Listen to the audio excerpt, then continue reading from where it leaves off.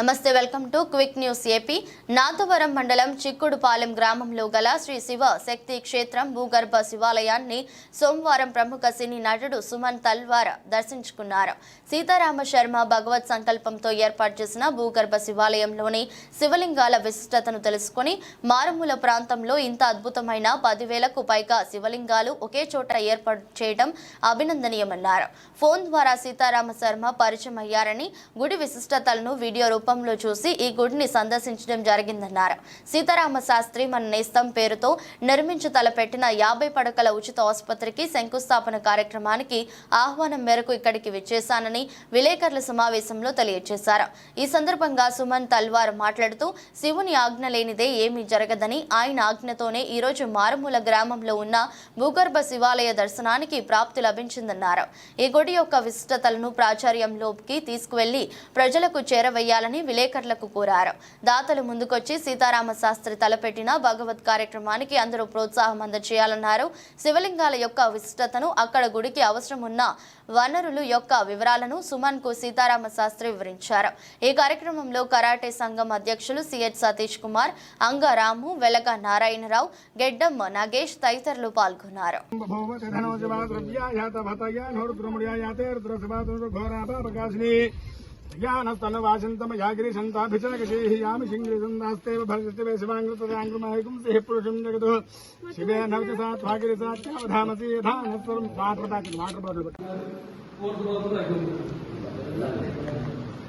ఇప్పుడు 25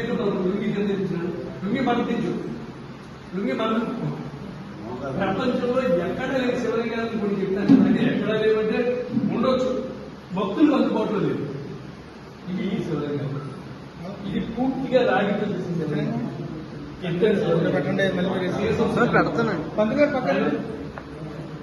రాగి శివలింగం, ఎత్తడి శివలింగం, శేషం శివలింగం, తగరం శివలింగం, ఇతర కన్నారు పెట్టి మాట వేస్తుంది. తగరం పంచవ శివలింగం, రాగి, వెండి, బంగారం 5 లోహాలు.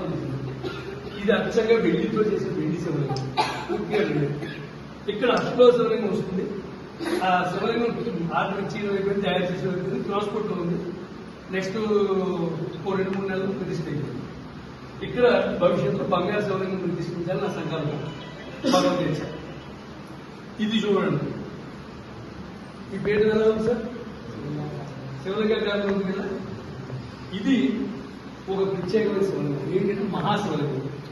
ఏదైనా ఒక పీఠం, అది నలుబంధం అవ్వచ్చు, దీర్ఘచతురం అవ్వచ్చు, వృత్తం అవ్వచ్చు. ఆ పీఠం మీద 360 శివలింగాలు ప్రతిష్ఠిస్తే అది మహాశివలింగం అవుతుంది.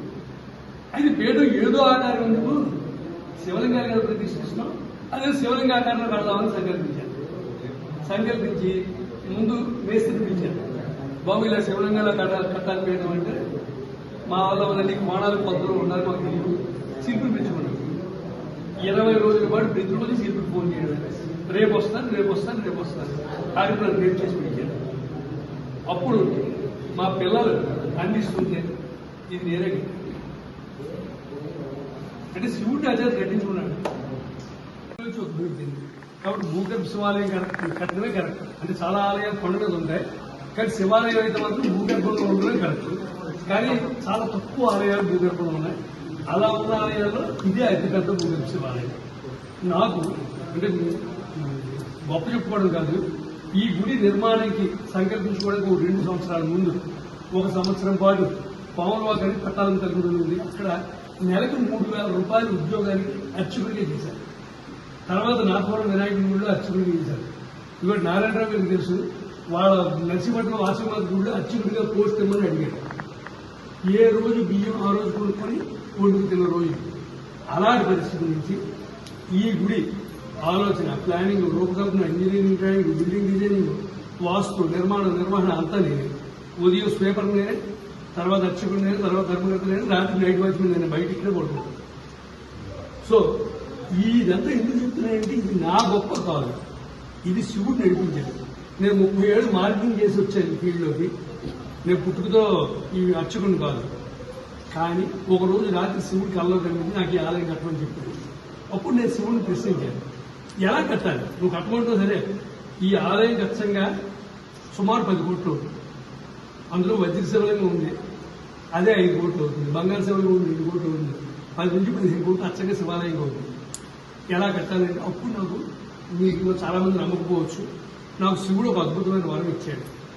మనిషి ఈ ఆలయంలో కూర్చొని జాతకం, పుట్టిన date of birth, time of birth ఏమీ అక్కర్లేదు. నేను జాతకాలు చెప్పడం నేర్చుకోలేదు అక్కడ. బట్ నేను మొహం చూసి జాతకాలు చెప్తాను. నేను చెప్పిన జాతకాలు 99% కరెక్ట్ అయింది. రీసెంట్గా వీళ్ళ ఫ్యామిలీకి చెప్పాను, 99% కరెక్ట్ అయింది. అలాగే జాతక దోష నివారణ పూజ చేయడంలో శివుడు నాకు బాగా ఇచ్చాడు. ఏంటంటే ఈ జాతక దోష నివారణ పూజలు ఎవరు చేసినా 20 to 30% సక్సెస్ అవుతుంది, అందరికీ సక్సెస్ అవుతుంది. కానీ ఇక్కడ నాకు 95% సక్సెస్ అవుతుంది. నేను చేసింది శివుడు నాకు ఏమిటి ఆజ్ఞాపించాడంటే ప్రపంచంలో ఉన్న అన్ని ముఖ్యమైన శివాలయాలు ఒకే చోట వచ్చేట్టు నిర్మించేవారు. ఎందుకు అంటే భారతదేశంలో 140 కోట్ల జనాభా ఉంది, కనీసం 140 మంది కూడా ప్రముఖమైన శివాలయాలు అన్ని దర్శించారు.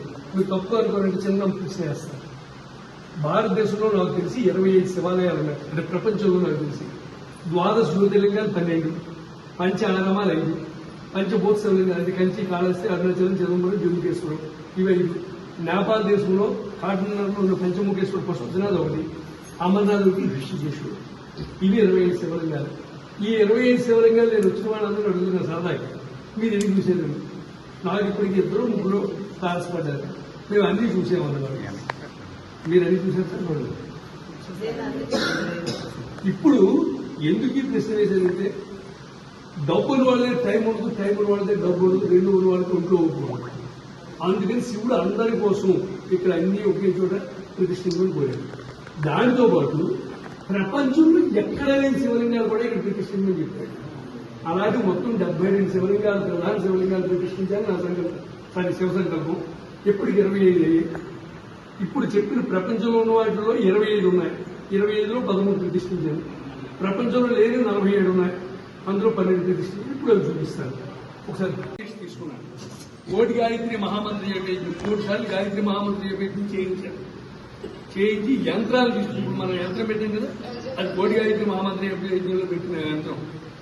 ఆ యంత్రం పెట్టి విగ్రహ ప్రతిష్ఠ చేసి ఆ యంత్రానికి ముందుగా అక్కడ శివాలయం ద్వారా శివలింగం ద్వారా శక్తిని ఆవాహన చేసి యంత్ర ప్రతిష్ఠ చేసి విగ్రహ ప్రతిష్ఠ చేశాం.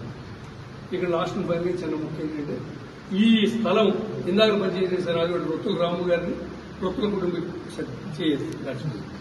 వాళ్ళ కుటుంబీకులు 4 అన్నదమ్ములు కలిపి ఈ జాగా 20 సెంట్లు, ఒక్కొక్కరు 5 సెంట్లు 20 సెంట్లు జాగా ఇచ్చారు. వాళ్ళకి నాకు ముక్కు మొహం కూడా తెలియదు. ఇప్పుడు మీకు నాకు పరిచయం ఉన్నా ఒక 10 రూపాయలు పండిస్తారు, మీరు 10 లక్షలు మీరు జాగా ఇచ్చారు ఫ్రీగా. 10 లక్షలు. సో నాకు వాడికి ఏ పరిచయం లేకపోతే నన్ను నమ్మి ఆ శివుని నమ్మి ఈ ఆలయానికి కట్టమని జాగా ఇచ్చారు. ఈ ఆలయం భగవంతుడు నాకు జాతకాలు చెప్పడానికి ఇచ్చిన శక్తితో ఈ 6 ఏళ్లలో ఈ మారుమూల పల్లెటూరులో కూర్చొని నేను ఎక్కడికి బయటకు వెళ్ళలేదు. 80 లక్షలు సంపాదించాను. ₹1 బ్యాంకులో దాచుకోలేదు. ఓ పిన్నిస్ పెట్టిన జాగా ఇరుక్కులేదు. ఇవాళ నా కూతురు కూడా ₹1 దాచుకోలేదు. అంతా శివాలయం.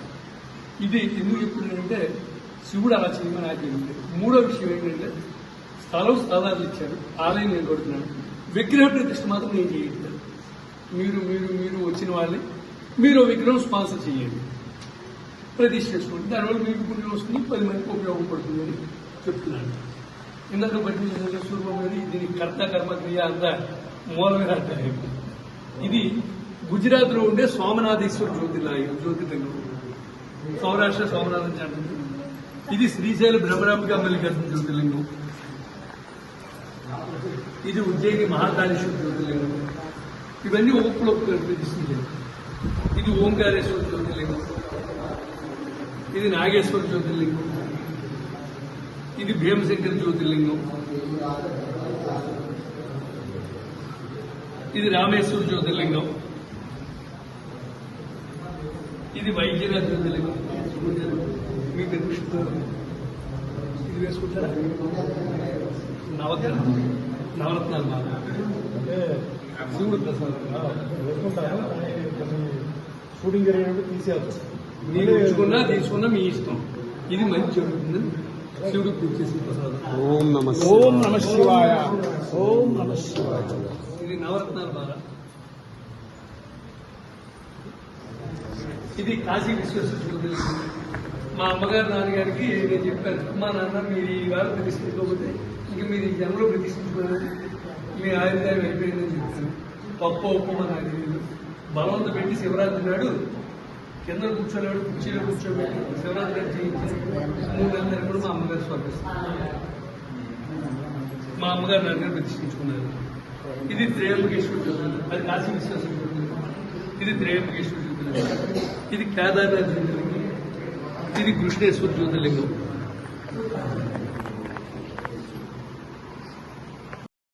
ఇది ఫస్ట్ టైం అండి, ఫస్ట్ టైం ఇది. సో ఇది చెప్పగానే నేను ఆయన ఈరోజు పనులు మండే అయినప్పుడు ఆ పనులన్నీ మానేసి ఈరోజు ఈ ప్రోగ్రాం కోసం ఆయన కేటాయించారు. ధన్యవాదాలు. ఏదేమైనా మా ఉద్దేశం ఒకటే అండి, అందరూ బాగుండాలి, అందరూ సంతోషంగా ఉండాలి. కష్టాలు జీవితంలో అందరికీ వస్తాయి, అది తప్పదు, పెద్ద చిన్న ఏమీ లేదు. కానీ ఆ కష్టాల సమయం ఏంటంటే మనం దేవుడు ఆశీర్వాదం దాన్ని మనం ఏదో విక్రియ అయిపోయి చాలామంది సిటీలో ఉన్న వాళ్ళు ఏంటంటే ఎలా అయిపోయిందంటే వాళ్ళకి ఏదైనా వస్తే వెంటనే కూడా డ్రగ్స్ దీనికి అలవాటు అయిపోతున్నారు. పరిష్కారం కాదు కదా. ఫ్యామిలీ ఉన్నప్పుడు ఫ్యామిలీని చూసుకోవాలి, పిల్లల్ని చూసుకోవాలి, పిల్లల భవిష్యత్తుని చూసుకోవాలి, కుటుంబాన్ని చూసుకోవాలి. కష్టం దేవుడు ఎందుకు ఇస్తున్నాడంటే దాంట్లో చాలా విషయాలు మనం నేర్చుకోవాలి. దేవుడిని తిడుతుంటారు,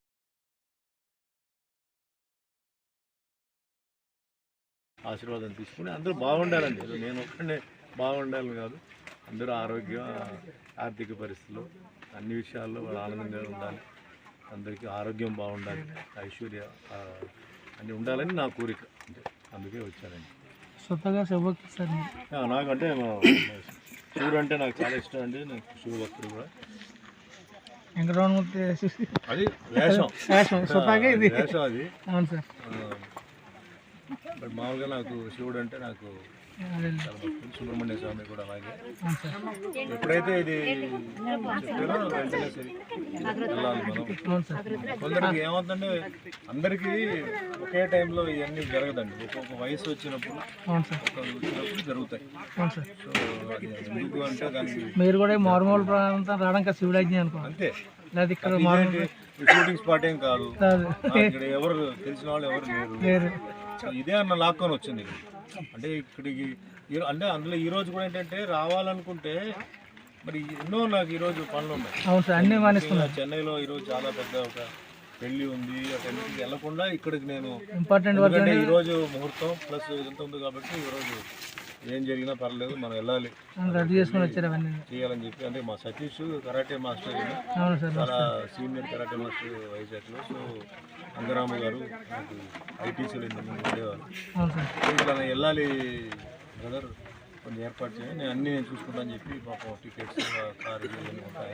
ఎందుకంటే నాకు ఇక్కడ రూట్లు గిట్లు తెలియదు నాకు. సో ఎందుకంటే ప్రోగ్రామ్స్ చాలా ఉన్నాయి, సేమ్ టైం తీసుకెళ్ళాలి కదా, జాగ్రత్తగా తీసుకెళ్ళాలంటే నేను తీసుకెళ్తాను మీరు రండి చెప్పి పాపం ఆయనే మొత్తం అరేంజ్ చేస్తూ ఆయనకి ధన్యవాదాలు.